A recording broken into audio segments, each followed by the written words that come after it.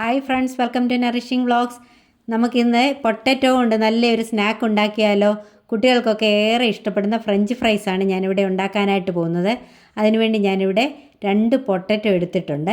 ഇനി നമുക്കിതൊന്ന് പീൽ ചെയ്തെടുക്കാം. 2 പൊട്ടറ്റോയും ഞാനിവിടെ പീൽ ചെയ്തെടുത്തിട്ടുണ്ട്. ഇനി നമുക്കിതൊന്ന് കട്ട് ചെയ്തെടുക്കാം. ഇത് വളരെ എളുപ്പത്തിൽ ഉണ്ടാക്കാൻ പറ്റുന്ന ഒരു റെസിപ്പിയാണ്. കുഞ്ഞുങ്ങൾക്കൊക്കെ പുറത്തുനിന്ന് ഫ്രഞ്ച് ഫ്രൈസ് വാങ്ങിച്ചു കൊടുക്കാതെ വീട്ടിൽ തന്നെ ഉണ്ടാക്കി കൊടുക്കുകയാണെങ്കിൽ കുഞ്ഞുങ്ങൾക്കത് നന്നായിട്ട് ഇഷ്ടപ്പെടുകയും ചെയ്യും. നല്ല ഹെൽത്തിയുമാണ്. ഈ ഒരു വലിപ്പത്തിൽ വേണം ഇതിങ്ങനെ കട്ട് ചെയ്തെടുക്കാനായിട്ട്. ഇങ്ങനെ നീളത്തിൽ വേണം ഇത് കട്ട് ചെയ്തെടുക്കാനായിട്ട്. ഈ ഒരു തിക്നെസ്സാണ് ഇതിന് വേണ്ടിയത്. ബാക്കിയുള്ളത് കൂടി നമുക്ക് ഇതുപോലെ തന്നെ കട്ട് ചെയ്തെടുക്കാം. പൊട്ടറ്റോ ഞാനിവിടെ അരിഞ്ഞെടുത്തിട്ടുണ്ട്. ഇനി നമുക്കിത് വെള്ളത്തിലിട്ടൊന്ന് കഴുകിയെടുക്കാം. അതിനുവേണ്ടി ഞാനിവിടെ ഒരു ബൗളിൽ കുറച്ച് വെള്ളം എടുത്തിട്ടുണ്ട്.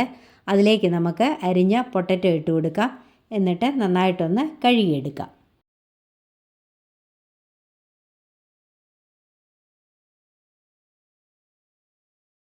പൊട്ടറ്റോ ഞാനിവിടെ കഴുകിയെടുത്തു.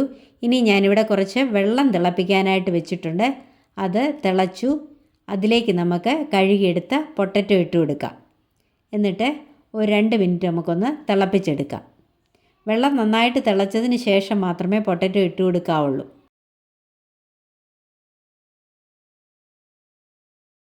പൊട്ടറ്റോ ഇവിടെ ഒരു 2 മിനിറ്റ് തിളച്ചിട്ടുണ്ട്. ഇനി നമുക്കിത് കോരിയെടുക്കാം. കോരിയെടുത്ത് ഒരു സ്ട്രെയിനറിലേക്ക് ഇട്ട് കൊടുക്കാം. അതിൻ്റെ വെള്ളമൊക്കെ ഇനിയൊന്ന് വലിഞ്ഞു കിട്ടണം.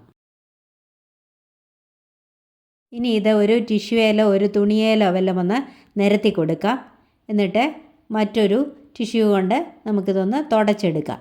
ഇതിലെ വെള്ളം ഒന്ന് കംപ്ലീറ്റ് ആയിട്ടൊന്ന് വലിഞ്ഞു കിട്ടാൻ വേണ്ടിയാണ് ഇങ്ങനെ ചെയ്യുന്നത്.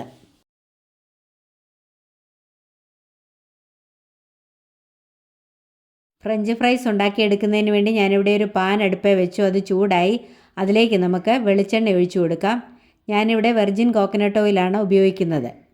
ഇതുപോലെയുള്ള സ്നാക്കൊക്കെ വെളിച്ചെണ്ണയിൽ ഉണ്ടാക്കുമ്പോഴേ കുറച്ചുകൂടെ ടേസ്റ്റിയുമായിരിക്കും, അതുപോലെ ഹെൽത്തിയുമായിരിക്കും. വെളിച്ചെണ്ണ ഇവിടെ തിളച്ചിട്ടുണ്ട്.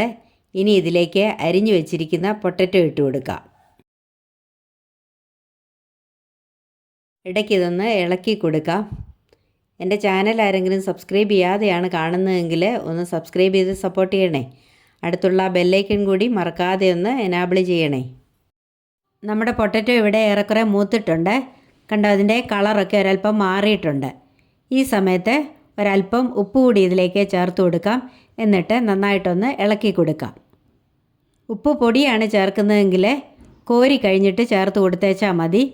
ഉപ്പ് നീരായതുകൊണ്ടാണ് ഞാനിപ്പോൾ ചേർത്ത് കൊടുക്കുന്നത്. നമ്മുടെ ഫ്രഞ്ച് ഫ്രൈസ് ഇവിടെ മൂത്തിട്ടുണ്ട്. ഇനി ഇത് നമുക്ക് എണ്ണയിൽ നിന്ന് കോരി മാറ്റാം. എന്നിട്ട് ഒരു സ്ട്രെയിനറിലേക്ക് ഇട്ട് കൊടുക്കാം.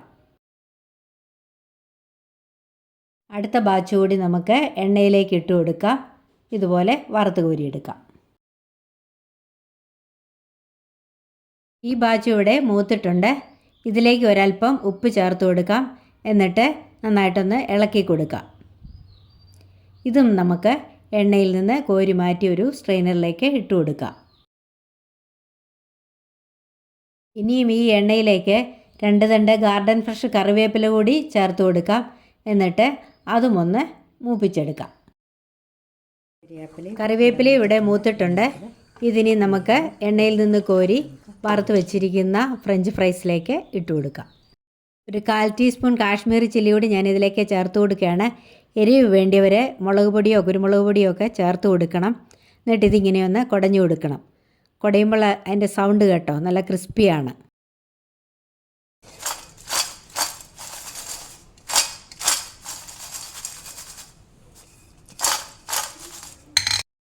അപ്പോൾ നമ്മുടെ പെർഫെക്റ്റ് ആയിട്ടുള്ള ഹോം മെയ്ഡ് ഫ്രഞ്ച് ഫ്രൈസ് ഇവിടെ റെഡി ആയിട്ടുണ്ട്. ഇത് നല്ല ക്രിസ്പിയാണ്.